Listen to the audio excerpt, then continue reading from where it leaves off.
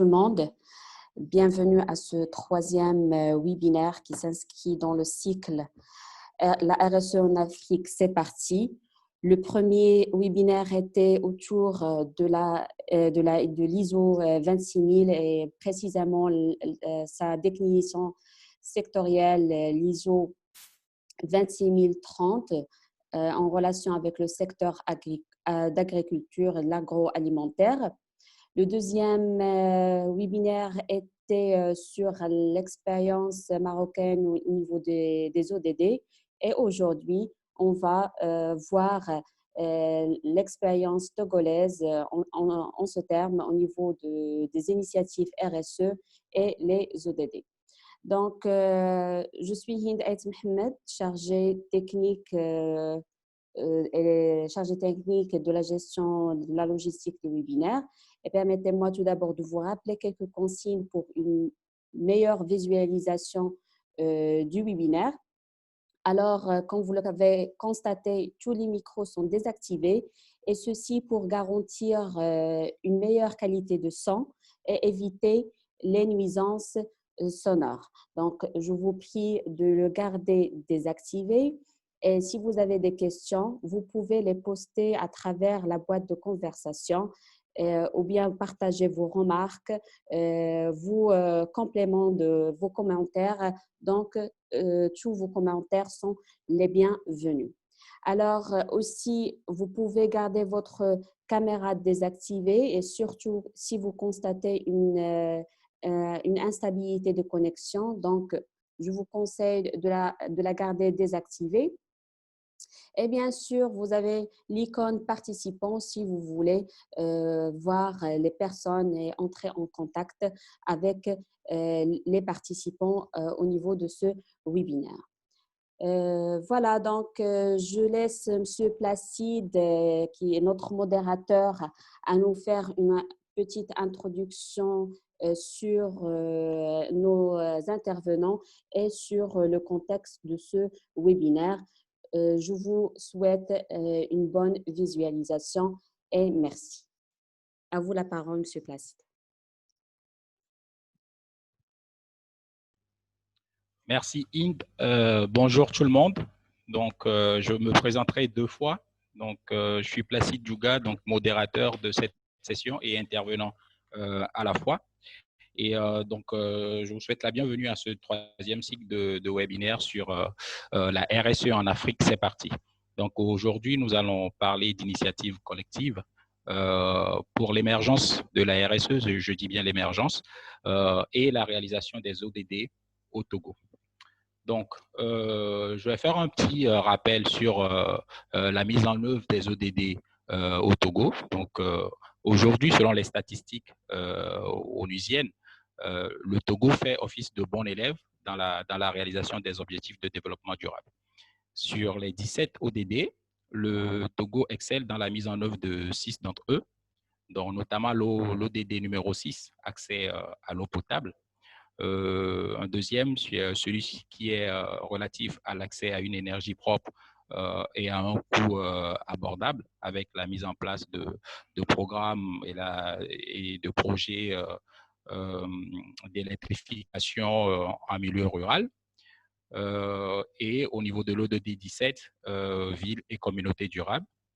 La quatrième, c'est production et consommation responsable, ODD numéro 12.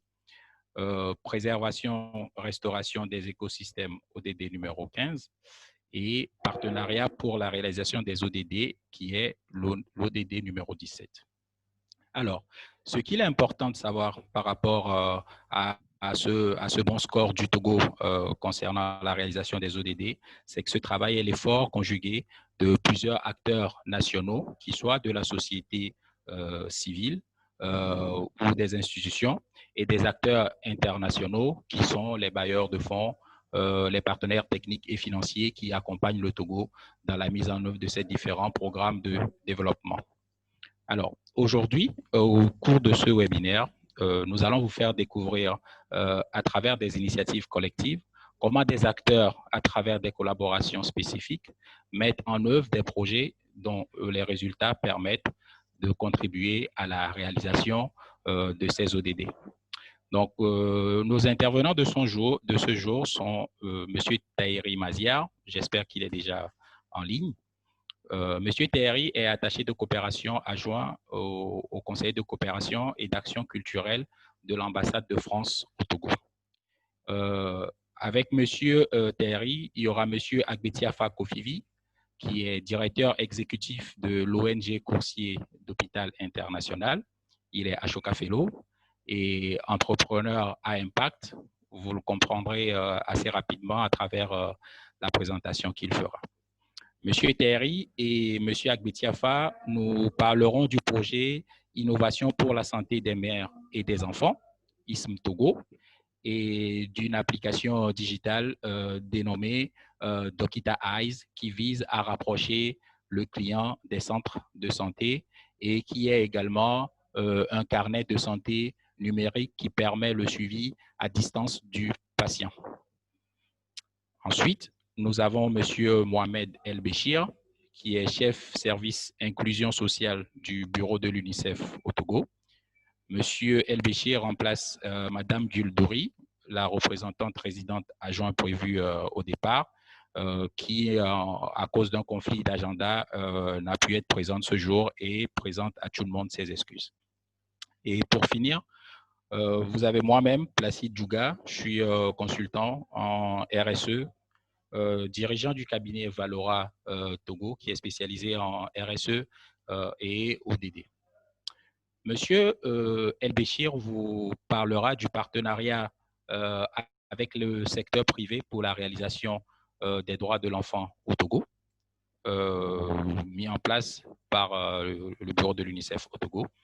Et pour ma part, je vous présenterai en complément de son intervention l'étude sur l'état des lieux de la RSE réalisée pour le compte du gouvernement togolais sous l'impulsion et l'appui de l'UNICEF au Togo.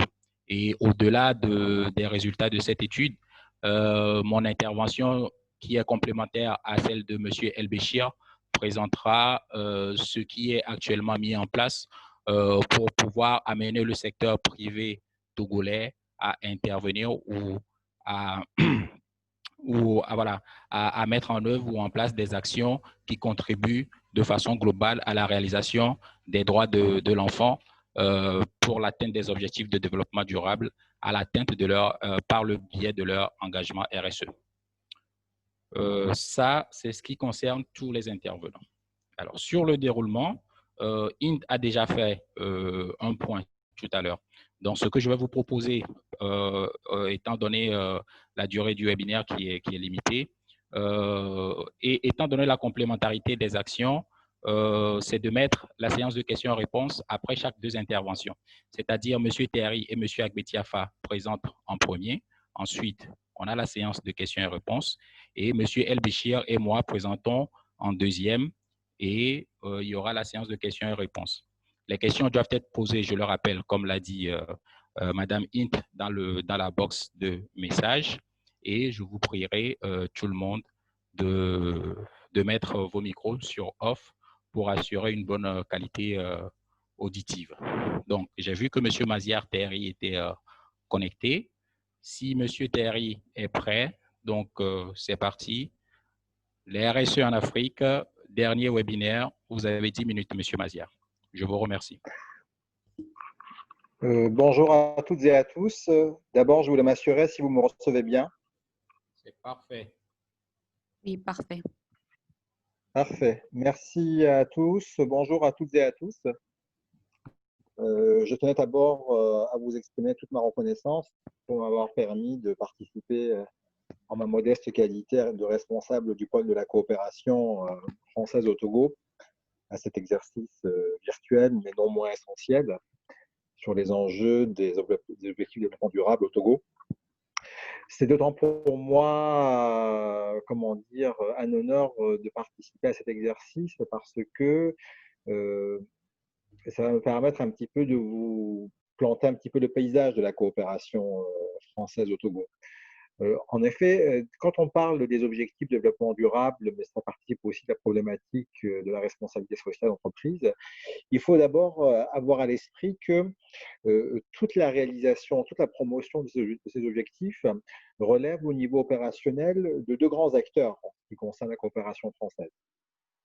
En effet, sur le plan de la coopération française, en fait, il y a deux acteurs qui sont véritablement déterminants pour la réalisation des objectifs.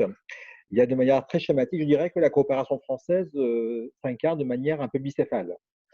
Concrètement, il y a d'une part le pôle incarné par l'Agence française du développement, qui de manière très schématique gère tous les grands projets, je dirais, d'aménagement, d'infrastructure, qu'il s'agit dans le domaine de l'éducation, de la santé, de l'eau, assainissement, de tout ce qui participe de toutes les actions relevant de la ville durable, on va dire. Mais dans ce développement, et je dirais plus eu égard ne serait-ce que par le niveau des engagements financiers dont il dispose, elle est davantage tournée sur le plan institutionnel. Cela veut dire qu'elle travaille, elle traite directement avec les acteurs institutionnels togolais, principalement les ministères, je dirais l'État togolais. Donc, d'une part, vous avez les grands projets, je dirais, d'infrastructure, mais aussi, comme je vous l'ai dit, dans le domaine de la santé. J'en parlerai plus en détail quand on va évoquer le projet de la santé numérique, mais qu'il s'agisse également en matière d'éducation. Il y a tout un volet, par exemple, concernant la construction de collèges, de lycées, de formation de maîtres, de participation à la rédaction de manuels d'enseignement. Toutes ces actions sont véritablement du ressort, je dirais, exclusif de l'Agence française du développement. Et de l'autre côté, c'est pour illustrer donc l'autre volet.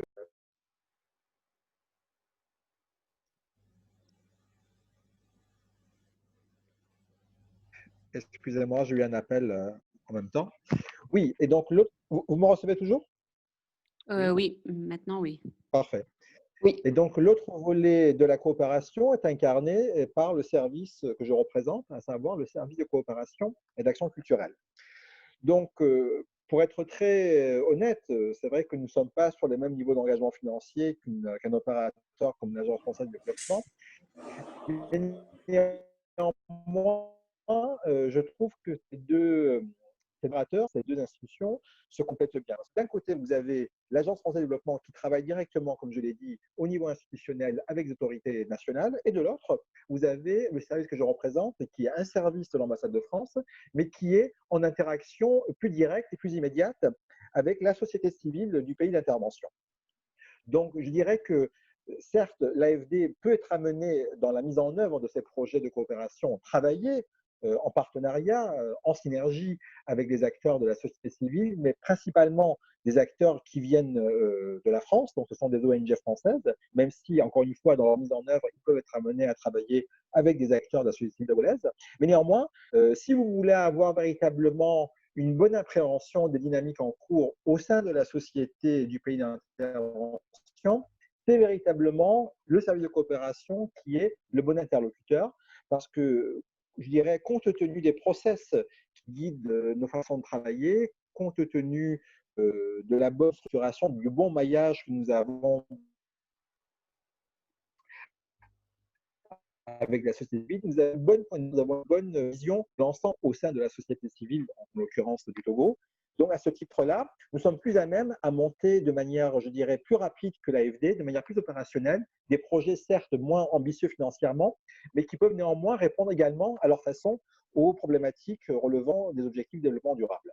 Donc, d'un côté, vous avez l'AFD qui travaille et qui contribue à la réalisation des objectifs sur le plan, avec un certain nombre de rigidités structurelles qui sont liées à sa nature même d'institution, d'opérateur. Ça veut dire que très concrètement, ces interventions sont déterminées et mises en œuvre à partir d'une valise de la capitale.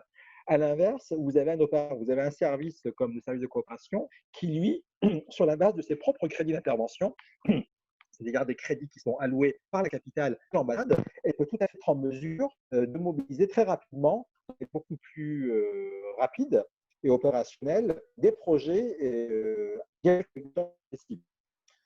Donc, je dirais d'un côté, vous avez l'AFD qui a le volume financier, mais qui n'a pas forcément la même réactivité et la même agilité que les services de coopération. À l'inverse, nous avons peut-être moins d'engagement financier, mais on est plus en capacité de répondre à des situations exprimées par la société civile. Je dirais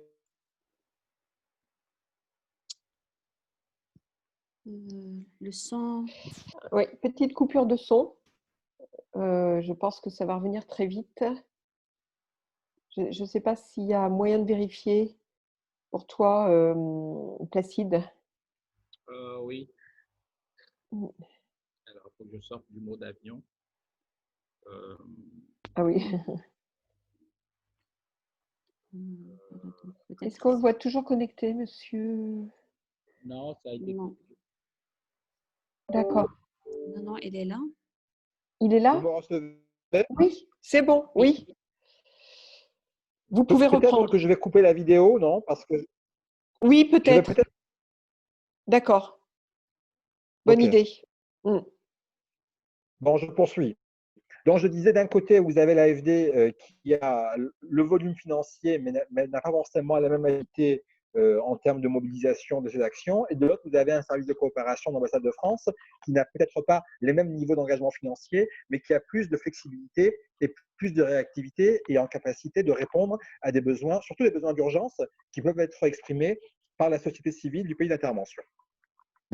Voilà, donc tout d'abord, je voulais un petit peu vous planter un petit peu le paysage de la coopération française dans un pays comme le Togo, parce que quand on parle de ODD, il me paraissait difficile de ne pas vous présenter un petit peu les grands acteurs qui interviennent sur ces volets-là. Est-ce que vous souhaitez que je poursuive ou on laisse déjà un premier temps de réaction? Comment vous voulez qu'on procède? Alors, ce que je vous proposerais qui serait intéressant, après avoir planté un peu ce décor qui présente la coopération française, c'est directement de rentrer sur la présentation du projet ISM Togo. Et ensuite, Monsieur Agbeti Afa viendra en complément. Nous avons commencé par relever les questions qui sont posées par les participants. Et à la suite de vos deux interventions, je vous renverrai toutes les questions que les participants posent dans la box.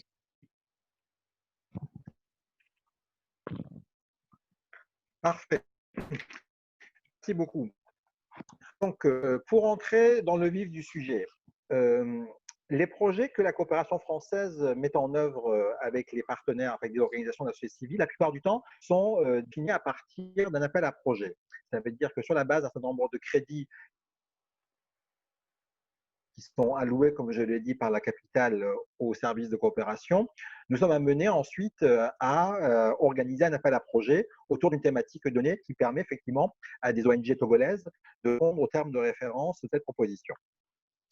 Donc, suite à un appel à projet que nous avions organisé en 2018, c'était un mini-appel à projet parce que c'était une année charnière entre 2017 qui correspondait à l'achèvement d'une première phase de projet qui avait été soutenue sur une durée de 2 ans par l'ambassade de France et le fait qu'on n'avait pas encore reçu les termes de référence pour le nouvel appel à projet. Donc, il y avait une année charnière au cours de 2018 qui nous a permis quand même d'organiser une sorte de mini-appel à projet qui permettait effectivement de répondre à des problématiques relevant du développement durable, qu'il s'agisse des actions en matière de promotion de l'agroécologie, qu'il s'agisse d'actions en faveur de l'insertion économique ou socio-professionnelle des jeunes, ou des actions dans le domaine de la santé. Donc, on avait défini des termes de référence suffisamment globaux et larges pour permettre à toutes sortes de projets qui concourent à la réalisation des ODD de pouvoir être potentiellement éligibles à cet appel à projet. Donc, précisément, c'est sur cette base-là que nous avons identifié, à la faveur de cet appel à projet, le projet qui était présenté par l'ONG de droit togolais, Conseil d'hôpital international, qui présentait un projet tout à fait intéressant, innovant, qui consistait à développer une sorte d'assistance médicale à distance via une application numérique. Bon, Je vous épargne un petit peu les détails, mais ce qu'il faut retenir, c'est que donc cet acteur et ce projet a été identifié à la faveur de cet appel à projet qui a duré un peu moins d'1 an, sur une durée de 15 mois. Et à l'issue de cet appel à projet, nous avons constaté qu'effectivement, ce projet-là, qui avait été sélectionné par l'ambassade de France, avait apporté des résultats particulièrement encourageants. Ce projet, initialement, se déployait juste sur 2 préfectures, je dirais même 2 communautés se trouvant dans les zones les plus excentrées de la région maritime, et en particulier au sein de la préfecture de Vaud, qui est une des préfectures de la région maritime du Togo. Donc, c'est un projet qui a été soutenu à un peu plus de 10 000 € sur une durée donc de 15 mois et qui a apporté des résultats particulièrement satisfaisants puisque cela a permis d'apporter une réponse adaptée à un certain nombre de femmes enceintes et d'enfants de moins de 5 ans au sein de ces deux communautés. Donc, ce qui s'est passé, compte tenu effectivement du bon fonctionnement et des résultats particulièrement intéressants, encourageants de cette phase, je dirais, expérimentale, il nous a semblé intéressant, à la faveur donc des nouveaux crédits qui nous étaient alloués par la capitale, de pouvoir procéder à une mise à l'échelle de ce projet.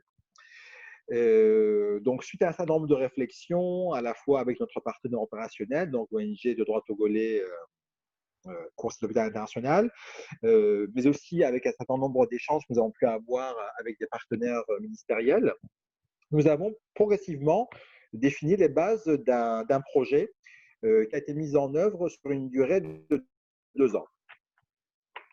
Donc, ce projet qui a été doté d'une subvention d'un peu moins de 700 000 € consistait en fait effectivement à reprendre, je dirais, le cadre logique des grandes composantes du projet tel qu'on avait initié en 2018 et de l'étendre au niveau de l'ensemble de la région maritime. Sachant que le critère d'intervention qui a été retenu, ça a été non pas toute la région maritime, mais en particulier, c'était la volonté d'identifier les communautés qui se trouvaient les plus excentrées des centres de soins primaires, c'est-à-dire concrètement des populations qui étaient les plus, discriminées en termes d'accès aux soins primaires. Donc, le public cible était rigoureusement le même que celui qu'on avait établi lors de la phase pilote, à savoir toujours les femmes enceintes et les enfants de moins de 5 ans. Mais donc, l'idée, c'était de reprendre effectivement les grands acquis et de les déployer au niveau de l'ensemble de la région maritime. Je dirais que surtout, donc, les objectifs, le cadre logique, les composantes étaient rigoureux même que celles qui avaient été retenues lors de la phase pilote. Mais surtout, ce qui a changé, et je l'ai évoqué de manière assez rapide, ce qui a changé lors de cette phase de mise à l'échelle, ça a été la survenance d'un nouvel acteur. Et ce nouvel acteur, c'est désormais l'État togolais. Concrètement, autant lors de la phase pilote, c'était surtout un projet déployé sur la base des crédits de l'ambassade de France, sur la base d'un appel à projet auquel a répondu une ONG togolaise, autant là, pour cette phase, je dirais, plus ambitieuse, qui se déployait désormais sur une durée de 2 ans, le nouvel acteur qui rentrait en jeu, c'était le gouvernement togolais et au premier chef, le ministère de la Santé. Donc, ce qui change, en fait, ce n'est pas tant les objectifs, mais c'est bien sûr le niveau du volume financier, puisque là, désormais, ce budget atteignait un peu plus de 700 000 €, mais c'était désormais le fait que ce partenariat formalisait une convention de droit international. C'est véritablement un arrangement administratif, un accord intergouvernemental entre l'État français, représenté par l'ambassade de France, et l'État togolais, représentant en particulier par le ministère de la Santé, même si en termes juridiques, la convention en tant que telle avait été signée par le ministère en charge de la coopération. C'est juste une précision juridique parce que certes, en termes d'action, c'était le ministère de la Santé togolais qui était véritablement à la manœuvre, ne serait-ce que pour apporter son appui opérationnel aux différentes actions du projet, mais sur le plan purement juridique, conventionnel, sur le plan du droit international, cet accord devait être signé par le ministère en charge de la coopération. C'est un détail qui n'est pas que juridique, parce que cela explique un certain nombre de difficultés que nous avons eues pour le démarrage des activités. C'est-à-dire concrètement, la convention, in fine, une fois que la subvention a été allouée par ma capitale, a été accordée, la convention en tant que telle a été signée en fait en juin 2019, mais les actions n'ont plus véritablement démarré qu'au début de l'automne 2019, sachant que D'accord. la subvention avait été allouée en mars 2019. Vous voyez, donc, entre mars 2019, la signature de la convention et le démarrage effectif de l'activité, il s'est pratiquement passé 8 mois. D'accord. Alors, monsieur Terry, ce que je vous propose… Excusez-moi, je suis un Oui, peu long, hein. Je suis désolé, j'étais un peu long. oui. D'accord. Donc, ce que je vous propose, parce que vous avez abordé les difficultés, une des principales difficultés qui est liée à la mise en œuvre du projet. Alors, ce que je vous propose, c'est de garder un peu cela, compte tenu Oui, du temps, de permettre à monsieur Agbetiafa, à la suite de votre présentation du projet, qu'il présente un peu ce volet technique lié à l'utilisation de l'application numérique et qu'au niveau de la séance des questions-réponses, nous rentrons un peu plus de façon approfondie dans tout ce qui est difficulté et même dans la phase hackathon pour clôturer, parler un peu des difficultés, des approches de solutions et peut-être que des personnes